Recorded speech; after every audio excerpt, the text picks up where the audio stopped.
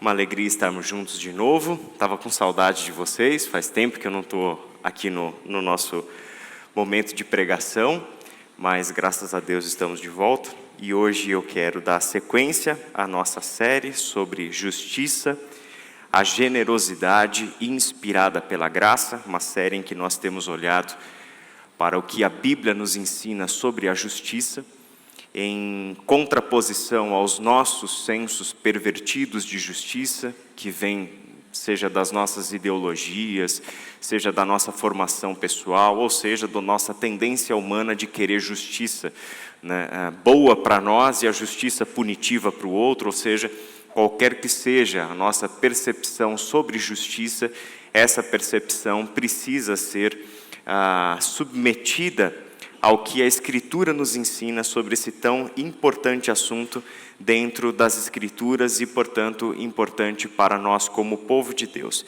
E hoje eu gostaria de entrar num assunto sobre o ensino de Jesus acerca da justiça. O ensino de Jesus acerca da justiça. Eu gostaria que você abrisse a sua Bíblia no Evangelho segundo Lucas.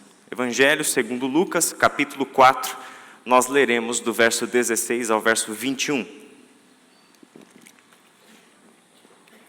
Lucas, capítulo 4, do verso 16 ao verso 21. Encontraram aí? Lembrando duas coisas, gente. A gente tem incentivado vocês a trazerem a sua Bíblia impressa. E isso tem um motivo, que é você não ter nenhum tipo de distração com o seu celular enquanto você está acompanhando os textos bíblicos que a gente vai ler agora. Então, se você puder priorizar a sua Bíblia impressa. E a outra coisa é que as nossas atividades com as crianças estão acontecendo normalmente, no berçário, lá na Vila GC. Então, caso você não tenha levado a sua criança para o berçário ou para a Vila GC, faça isso, por gentileza. Vamos à leitura do texto? Lucas, capítulo 4, do verso 16 ao verso 21, lemos assim: Ele foi a Nazaré, onde havia sido criado, e no dia de sábado entrou na sinagoga, como era seu costume, e levantou-se para ler. Foi-lhe entregue o livro do profeta Isaías. Abriu e encontrou o lugar onde está escrito: O Espírito do Senhor está sobre mim, porque Ele me ungiu para pregar boas novas aos pobres. Ele me enviou para proclamar liberdade aos presos e recuperação da vista aos cegos, para libertar os oprimidos e proclamar o ano da graça do Senhor. Então ele fechou o livro, devolveu-o ao assistente e assentou-se. Na sinagoga, todos tinham os olhos fitos nele. E ele começou a dizer-lhes: Hoje se cumpriu a escritura que vocês acabaram de ouvir. Vamos orar mais uma vez? Pai querido, obrigado pela tua palavra, obrigado pelo teu ensino, obrigado porque por tantos e tantos séculos essas palavras continuam a ecoar, trazendo ao seu povo a compreensão de quem é Jesus, trazendo ao seu povo a compreensão do que ele veio fazer, portanto, a compreensão de quem nós somos e quem nós devemos ser e o que nós devemos fazer nesta terra. Pai querido, que estas palavras atinjam o nosso coração e a nossa mente.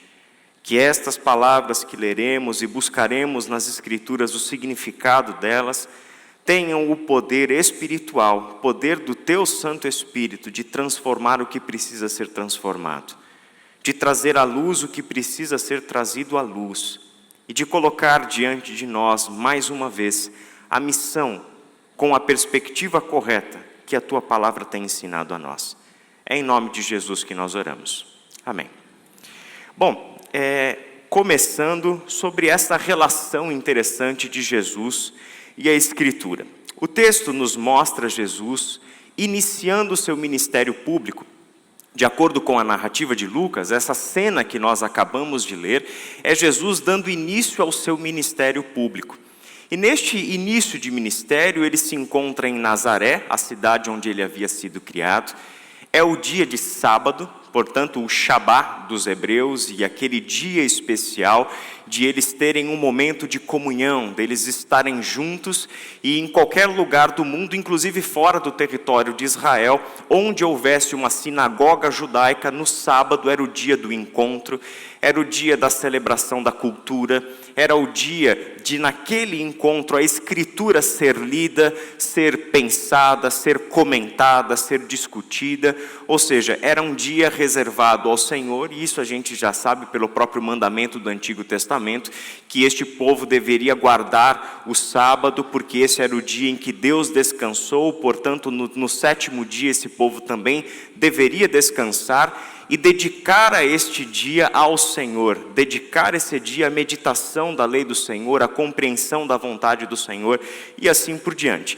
Então, o que Jesus está fazendo nesse texto, que a gente lê logo no verso 16, ele foi a Nazaré, onde havia sido criado, e no dia de sábado entrou na sinagoga, como era o seu costume, e levantou-se para ler.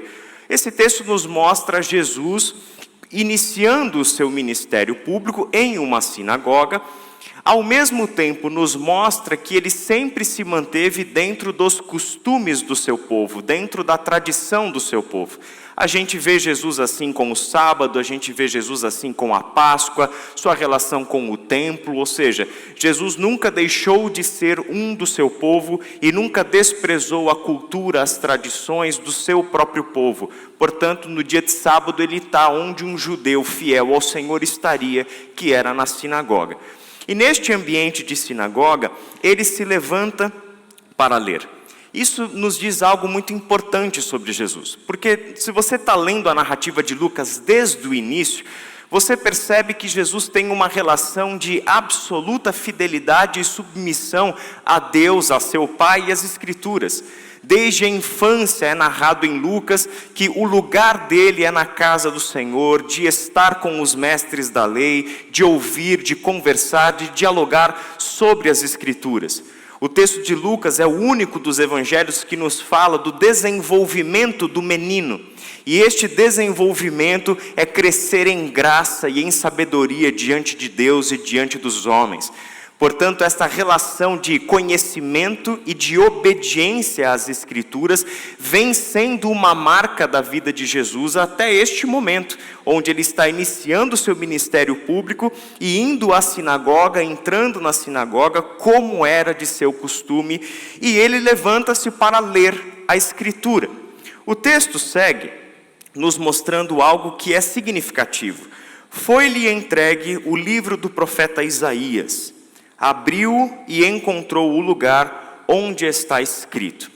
Entendamos o seguinte: ser criado aos pés da Escritura, ser criado nesta relação de conhecimento e de obediência à Escritura, significa que Jesus pensa, significa que Jesus deseja, significa que Jesus age de acordo com tudo aquilo que ele vem aprendendo na Escritura desde a sua infância.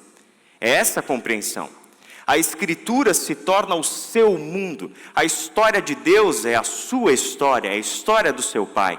O mandamento do Senhor é o seu alimento. Ele é alguém que está vivendo a vida toda, sendo exposto a essa Escritura, buscando o conhecimento e a obediência a essa Escritura, porque isso é o que forma a sua maneira de pensar, a sua maneira de sentir, de desejar e de agir.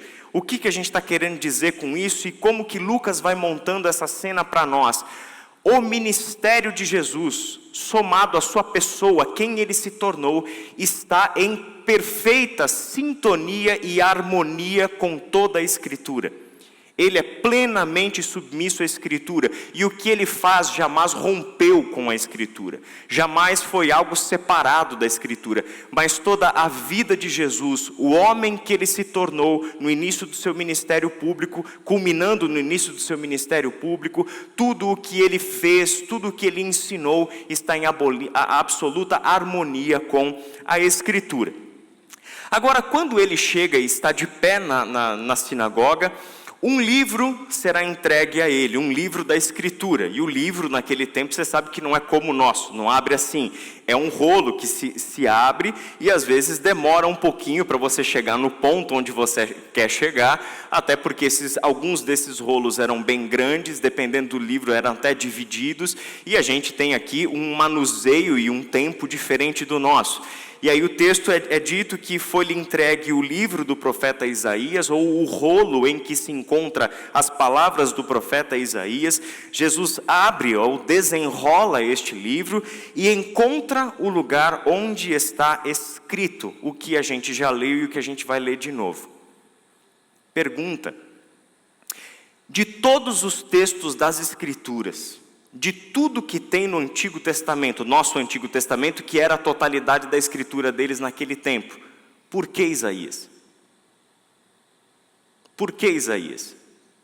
Por que não um dos livros de Moisés? Por que não o Êxodo? Por que não Deuteronômio? Por que não Levítico? Por que não o livro de Jeremias? Por que não o livro do profeta Ezequiel? Por que Isaías? E lembre-se que a gente está falando de um encontro de Jesus na sinagoga em Nazaré, que se desprende dos outros. É o único que é narrado por Lucas. Ele não narra todos os encontros. Este é um encontro especial, porque este encontro marca o início do ministério de Jesus. É aqui que a coisa toda que Jesus veio fazer está começando. Então, neste dia, precisamente neste sábado, é Isaías e nenhum outro. É Isaías e nenhum outro texto.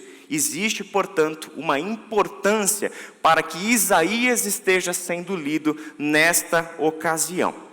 Qual é esta importância? De todos os textos bíblicos, é justamente Isaías que tem sido conhecido pela tradição cristã, pelo seu próprio texto, pelo conteúdo do seu texto, de o Evangelho do Antigo Testamento. Nós não temos nenhum outro texto com um volume tão grande de profecias, de palavras, de mensagens que apontam para um Messias. É verdade que toda a Escritura aponta para o Messias, é verdade que todos os profetas, de alguma forma direta, indireta, nas entrelinhas, falam do futuro, falam do Messias, mas nenhum texto bíblico se compara ao texto do profeta Isaías. Para a gente ter uma noção da importância, a gente vai olhar um pouco primeiro as palavras propriamente de Jesus citadas no livro do profeta Isaías. O texto diz, em Lucas, no 4, nos versículos 18 e 19, essa é a passagem de Isaías que Jesus leu. O Espírito do Senhor está sobre mim, porque Ele me ungiu para pregar boas novas aos pobres. Ele me enviou para proclamar liberdade aos presos e recuperação da vista aos cegos, para libertar os oprimidos e proclamar o ano da graça do Senhor. A citação de Jesus, a leitura de Jesus, é de Isaías capítulo 61, versos 1 e 2. É aqui que ele está, portanto, fazendo a sua leitura. Quando você vai para o texto de Isaías, o texto de Isaías, se você quiser abrir aí na sua Bíblia e deixar isso marcado, e você lê comigo, Isaías 61, versos 1 e 2, a gente lê o seguinte: o Espírito do soberano, o Senhor, está sobre mim, porque o Senhor ungiu-me para levar boas notícias aos pobres. Enviou-me para cuidar dos que estão com o coração quebrantado, anunciar liberdade aos cativos e libertação das trevas aos prisioneiros, para proclamar o ano da bondade do Senhor e o dia da vingança do nosso Deus, para consolar todos os que andam tristes. E aí o texto segue. Eu gostaria que, se você tiver com a sua Bíblia aberta aí em Isaías, que você destacasse esta frase: para proclamar o ano da bondade do Senhor. É para essa frase de Isaías 61, e que é citada agora por Jesus na sinagoga em Nazaré, que a gente vai se concentrar nessa manhã. Esse texto, portanto, de Isaías 51, é o que Jesus está dizendo que define o seu ministério. Porque o verso seguinte vai dizer que Jesus afirmou para todos os que o ouviam que naquele dia estava se cumprindo esta palavra. Esta profecia de Isaías se cumpre em Jesus e começa a se cumprir em Jesus naquele sábado, naquela sinagoga em Nazaré. Ali começa a história do cumprimento desta promessa do Senhor, dita por boca do profeta Isaías. E cerca de 700 anos depois está lá Jesus na sinagoga em Nazaré, dizendo: hoje se cumpriram essas palavras. Esse texto de Isaías 61, ele tem um eco. Esse eco dentro do próprio livro do profeta Isaías, como um clamor do povo e uma resposta de Deus por uma intervenção divina, justamente no que diz respeito à prática da justiça. É um povo que ansiava por ver a justiça do Senhor sendo feita e sendo feita corretamente dentro do povo de Deus. Um dos textos que o André pregou para nós aqui nessa série foi justamente citando Isaías capítulo 58, verso 16. Perceba a semelhança. Você percebe que existe uma aspiração, que existe um desejo aqui por trás e que existe por parte do Senhor uma instrução, como também promessas relacionadas a esta justiça que Ele haveria de manifestar e esta justiça pela qual este povo deveria estar vivendo, mas que andava falhando em sua prática. O jejum que desejo não é este: soltar as correntes da injustiça, desatar as cordas do jugo, pôr em liberdade os oprimidos e romper todo jugo. E aí o texto segue, de Isaías capítulo 58. Ou seja, o que Deus deseja? Deus deseja a prática da justiça. E a prática da justiça é a libertação do oprimido. É quebrar do pescoço das pessoas todo o jugo. É você alimentar quem tem fome.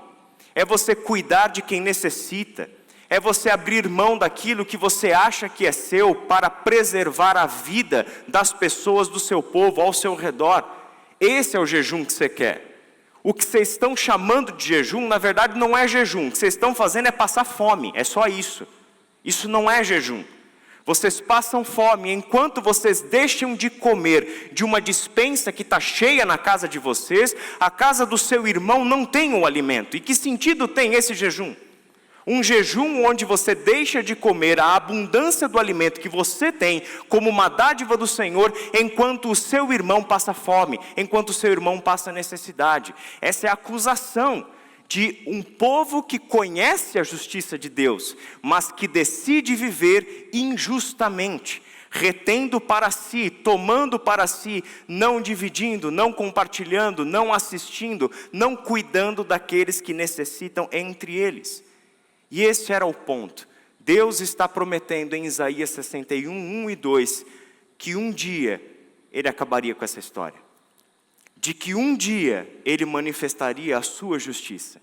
E naquele ano do Senhor, o ano da graça, o ano da bondade do Senhor, então se cumpriria a vontade de Deus acerca da justiça. O que nos leva a pensar justamente nessa maneira como Jesus interpretou esse texto e aplicou esse texto a ele e ao seu ministério. Então ele fechou o livro, devolveu ao assistente e assentou-se. Preste atenção na cena, fecha os olhos, imagina essa cena na sinagoga. Ele acabou de ler Isaías 61, 1 e 2. Todo o povo sabe dos problemas relacionados à pobreza, à avareza, ao orgulho, ao acúmulo das riquezas, ao desprezo do pobre. Todo mundo sabe dos problemas sociais que eles estão vivendo nos dias de Jesus por causa da dureza do coração desse povo. Todo mundo sabe. Então ele devolve o livro ao assistente, volta para o seu lugar, e aí o texto diz que na sinagoga todos tinham os olhos fitos nele. Olhos talvez com uma interrogação: o que será que esse sujeito vai falar agora? Depois de ter lido esse texto, o que é que vem? Qual é o comentário que ele vai fazer? Qual é a explicação do texto que ele vai fazer? Como que este texto vai ser aplicado por Jesus ao nosso mundo, ao nosso contexto, ao nosso tempo? Que tipo de pergunta e discussão ele quer provocar entre nós, baseando-se neste texto? Esses são os olhos fitos em Jesus, esperando de Jesus uma resposta, uma reação, uma fala. Ele começou a dizer-lhes: Hoje se cumpriu a escritura que vocês acabaram de ouvir. Hoje se cumpriu a escritura que vocês acabaram de ouvir. Curiosamente, Jesus não provoca nenhuma discussão sobre o texto. Jesus não leva o povo a debater o sentido do texto, a aplicação do texto, a interpretação do texto. O que Jesus faz? Ele aponta para si e diz: hoje se cumpriu a escritura. Ele não quer discutir o texto. Ele cita o texto para dizer: essa profecia, esta escritura da parte de Deus ao seu povo, hoje tem o seu cumprimento. Que dia que era hoje? Aquele sábado que marcava o início do ministério público de Jesus. Então esta escritura está se cumprindo, ou começando a se cumprir hoje. Por que hoje? Porque era naquele dia em que Jesus começava a proclamar as boas novas de Deus. Era naquele dia que Jesus começava a anunciar a chegada do reino de Deus e a possibilidade de as pessoas se arrependerem e crerem nesta boa nova e se tornarem parte deste reino de Deus que Jesus Cristo estava inaugurando agora. Quando a gente observa atentamente quem Jesus afirma ser, nós temos aqui o fundamento da justiça, da comunidade dos discípulos que ele formou. E nós sabemos que ele formou discípulos com o objetivo de que os seus discípulos fossem como ele. A justiça, portanto, não pode ser reduzida a uma discussão sobre pontos conflitantes da moral, das leis, das perspectivas ideológicas, sobre a origem da pobreza, como nós resolvemos esse problema. Isso tudo faz parte de uma questão que sempre envolverá as sociedades e que as sociedades terão, por obrigação, que discutir essas questões. Porque há pobres entre nós, como a gente resolve o problema. Isso tudo são questões de todas as sociedades e que elas precisam ser respondidas e que todas elas têm perspectivas diferentes, o que nos obriga a um diálogo fraterno e humilde. De que nós precisamos discutir essas questões. Não do jeito que a gente está fazendo hoje em dia. Como se um lado vestisse a camisa de um time, o outro lado a camisa do outro time, e ao invés de diálogo, há apenas um cabo de guerra, há apenas uma discussão de estádio, de torcida organizada. Isso não é racional, isso não é plausível, isso não ajuda em nada. Nós não queremos de fato resolver o problema, a gente quer ter razão, é outra história. Então, gente, quando a gente fala de justiça, olhando para Jesus, o que exatamente nós estamos lendo? É que o ensino de Jesus está baseado em quem Ele é, como o cumprimento das promessas de Deus. O que a gente está querendo dizer com isso? Jesus não veio nos ensinar justiça, no sentido de que Ele chega aqui e nos apresenta diversos assuntos da moral individual, do povo de Deus, da sociedade, e promove entre nós uma discussão sobre esses pontos. Ele não se apresentou como um jurista romano, não se apresentou como um filósofo grego, não se apresentou como um rabino judeu, nos ensinando alguma coisa sobre justiça. Em Jesus a coisa é diferente. Ele é a justiça. Ele é a manifestação da justiça de Deus. E com base em quem Ele é que o seu povo aprende sobre o que é justiça. Não é com base no que Ele disse apenas, porque você pode até considerar o que Ele disse, mas se você pegar o que Ele disse sem entender quem Ele é, o que Ele disse não faz sentido. Esse é o ponto. É entender primeiramente quem Ele é, e Ele veio ser a justiça de Deus. Quando a gente olha para o livro do profeta Isaías, a gente percebe a sua importância para além do capítulo 61. Porque, como eu disse, Isaías é repleto de palavras acerca do futuro e da promessa do Messias. Eu quero ler algumas delas apenas com vocês, começando com essa de Isaías 11, de 1 a 3, parte A. Um ramo surgirá do tronco de Jessé, e das suas raízes brotará um renovo. O Espírito do Senhor repousará sobre ele, o Espírito que dá sabedoria e entendimento, o Espírito que traz conselho e poder, o Espírito que dá conhecimento e temor do Senhor. Ele se inspirará no temor do Senhor. A quem esse texto se refere?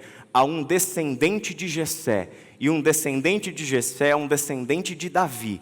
Um descendente de Davi estava, por aliança de Deus com Davi, destinado ao trono de Israel. Essa é a promessa. Um dia, Deus fará surgir da linhagem de Davi, da linhagem de Jessé, sobre quem o Espírito do Senhor repousará, e este Espírito que lhe dará sabedoria, entendimento, conselho, poder, conhecimento e temor no Senhor. É por este Espírito que ele há de viver e de realizar a sua obra. O texto segue: não julgará pela aparência, nem decidirá com base no que ouviu, mas com retidão julgará os necessitados, com justiça tomará decisões em favor dos pobres, com suas palavras, como se fossem um cajado, ferirá a terra, com o sopro de sua boca matará os ímpios, a retidão será a faixa de seu peito e a fidelidade o seu cinturão. Essa é a esperança que se teria deste que um dia Deus faria vir da linhagem de Jessé, da linhagem de Davi. Alguém cuja ação, alguém cujo ministério está completamente envolvido com a prática da justiça.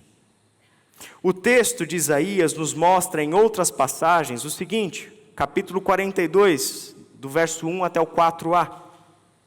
Eis meu servo, a quem sustento, e meu escolhido, em quem tenho prazer.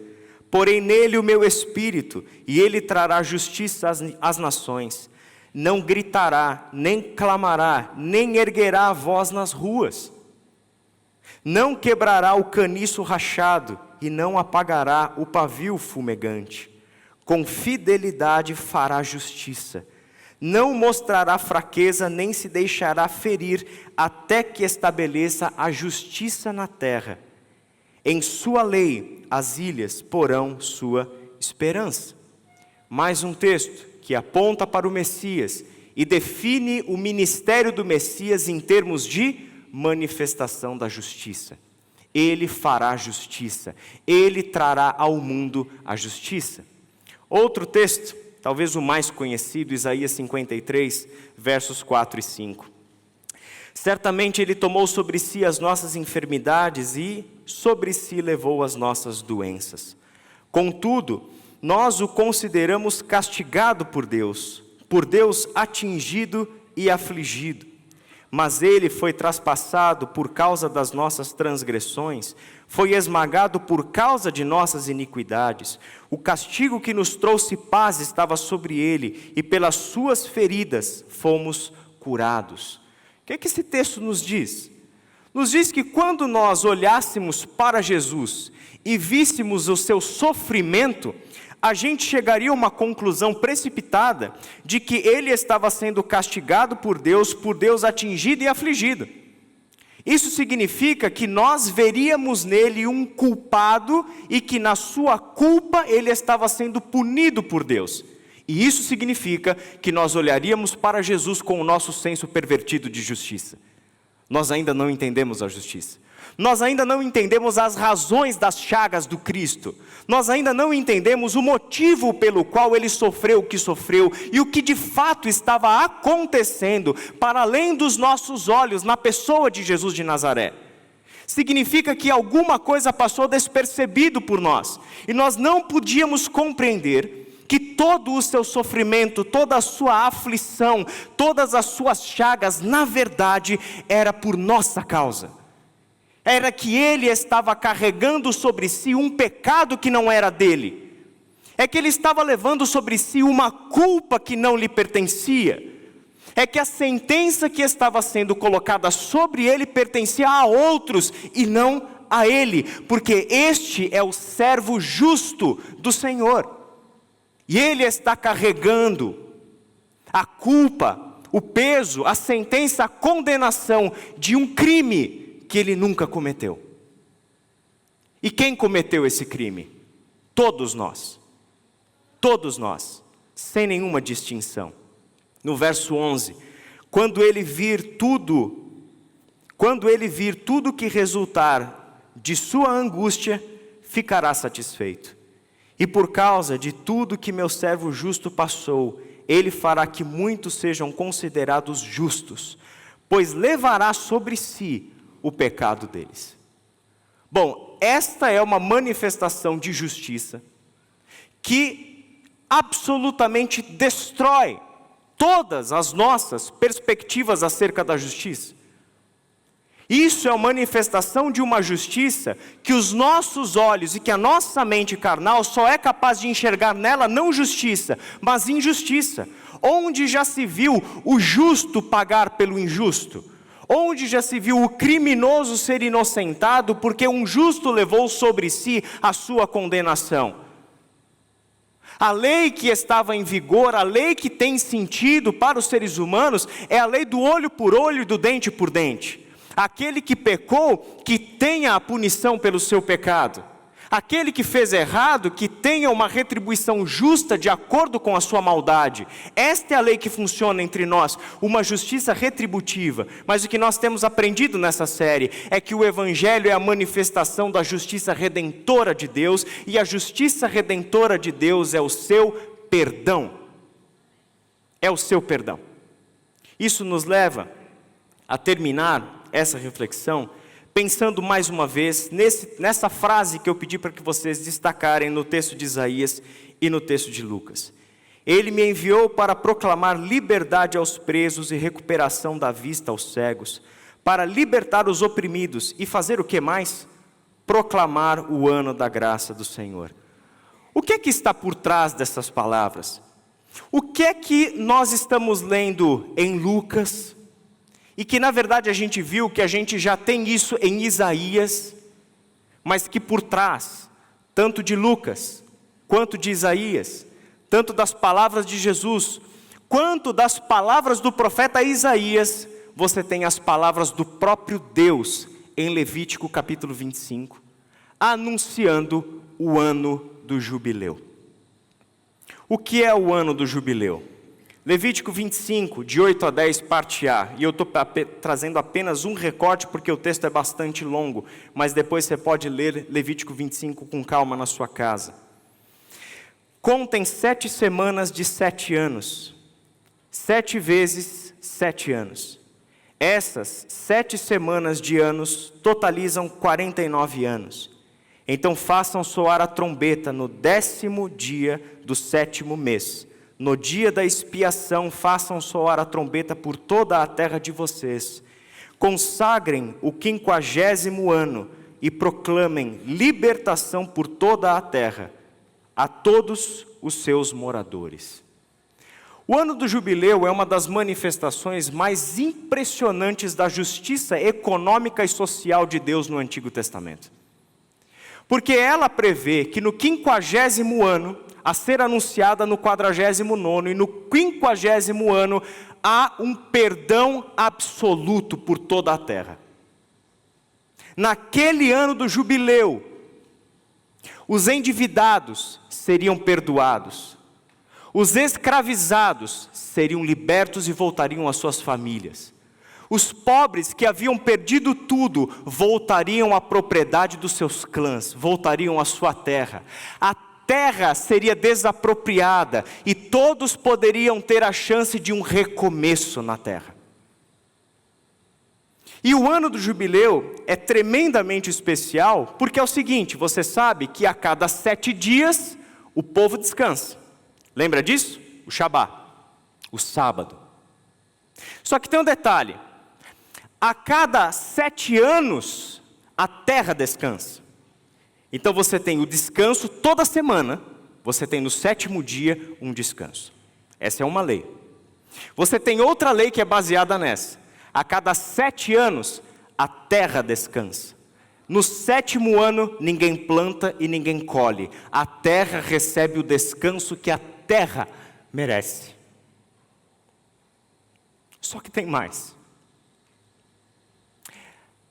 No múltiplo de 7 anos, ou seja, 7 vezes, 7 anos, não só a terra descansa, mas tudo, absolutamente tudo é renovado.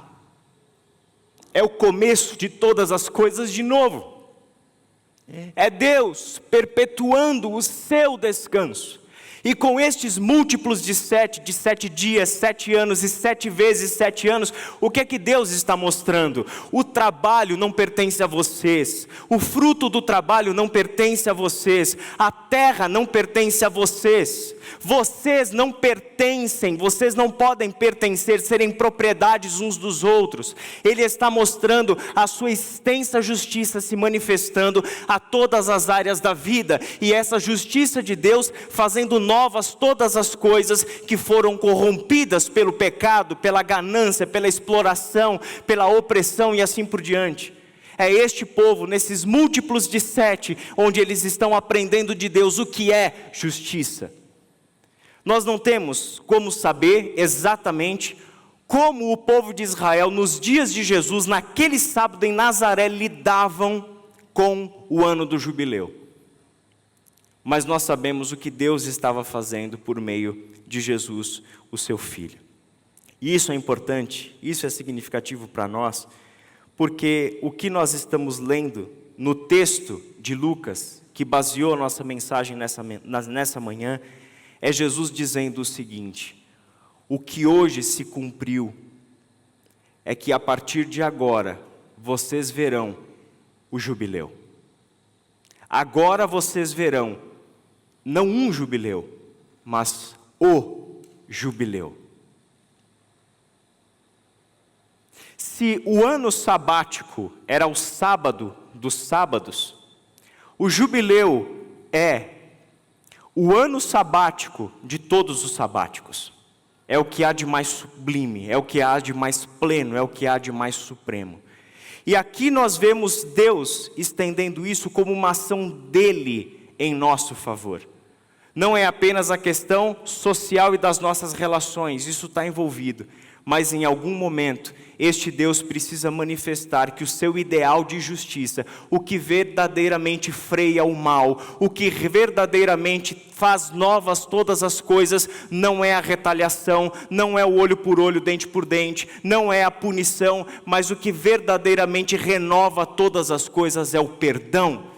E o que Deus está anunciando em Jesus, o que Deus prometeu em Isaías, e o que Deus ensaiou o seu povo de geração em geração com o ano do jubileu, é que a justiça verdadeira é baseada no perdão.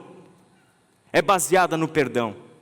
É ali que se baseia, é ali que se freia o mal. É ali que se rompe todo jugo. É ali que verdadeiramente justiça passa a ser feita.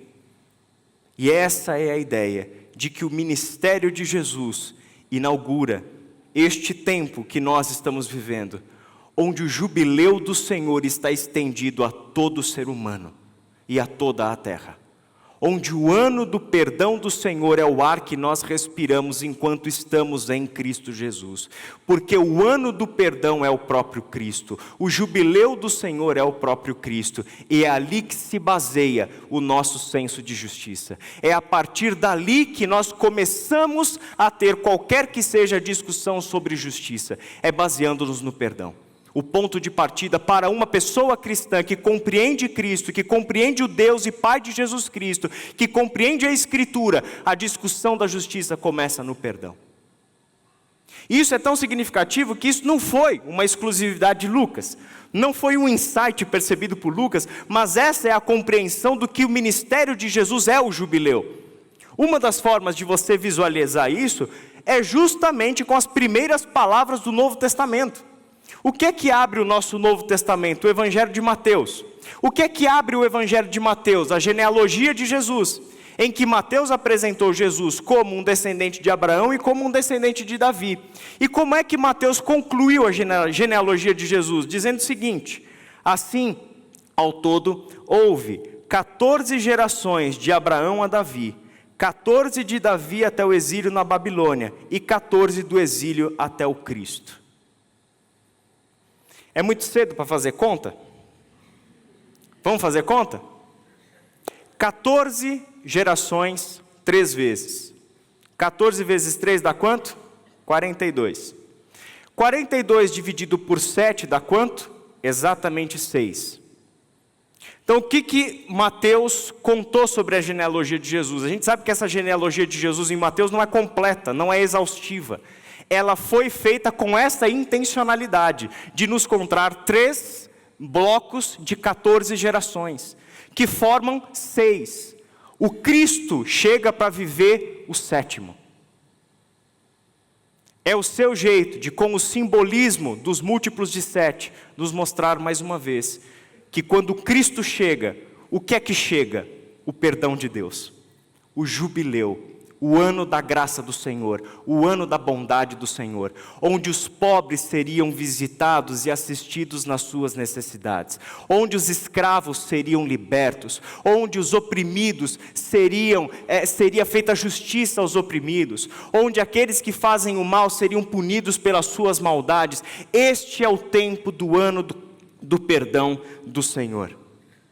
Quando a gente vê Jesus dizendo, pouco tempo depois do próprio Evangelho de Mateus, amem, porém, os seus inimigos, façam-lhe o bem e emprestem a eles, sem esperar receber nada de volta.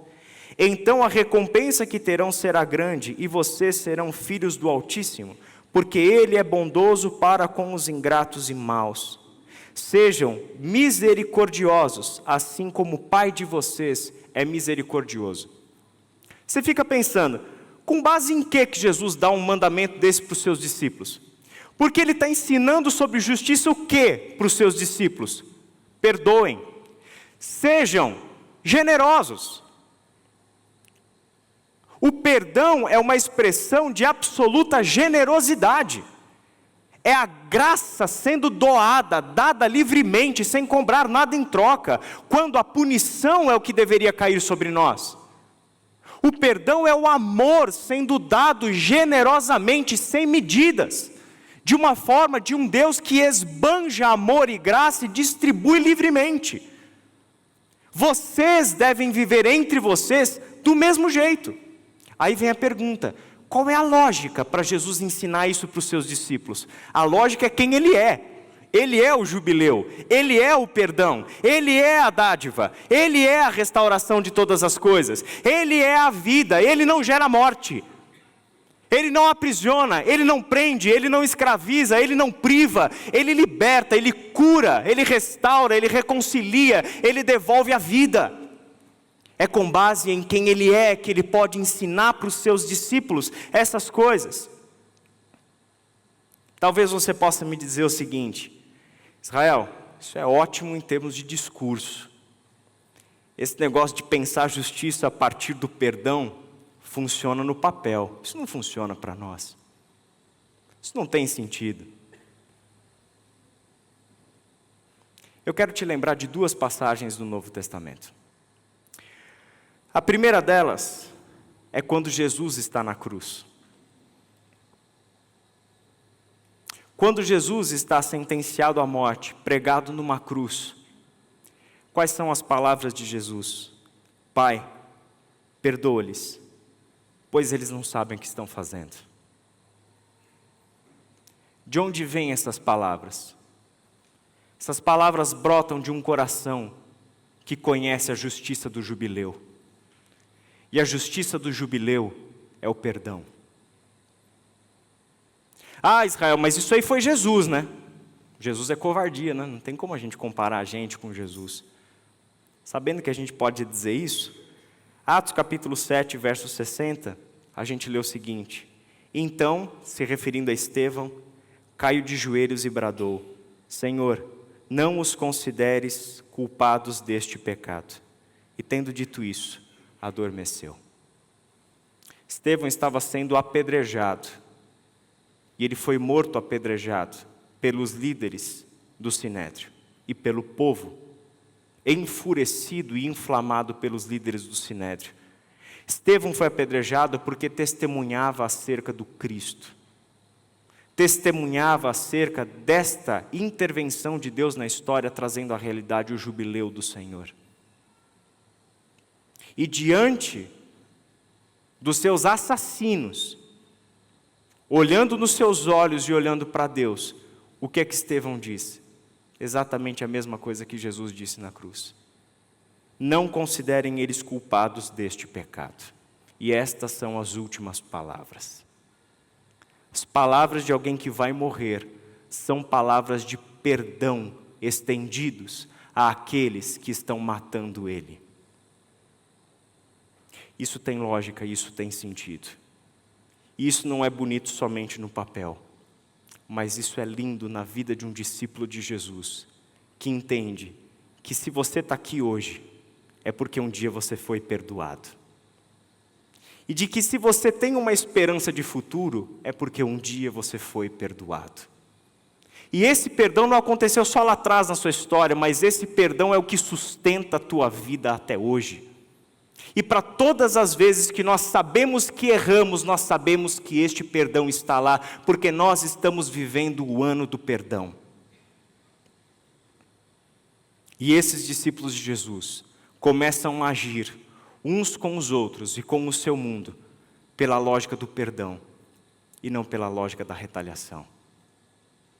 Que Deus nos abençoe a compreender essas palavras, que Deus nos abençoe a trazer essas palavras para o nosso coração.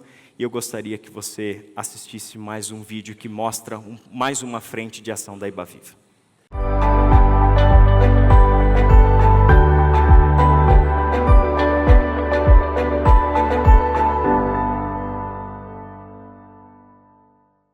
Do mesmo jeito que a gente atua aqui em Vinhedo com a ação social, com a Secretaria de Ação Social, nós fomos visitar a Secretaria de Ação Social de Jundiaí também. E lá eles solicitaram para a gente duas coisas. Uma é olhar para a casa de passagem. E o objetivo que a gente teve ali, a gente percebeu que eles tinham muito apoio da casa de passagem, mas a gente sabe que o principal é a palavra de Deus.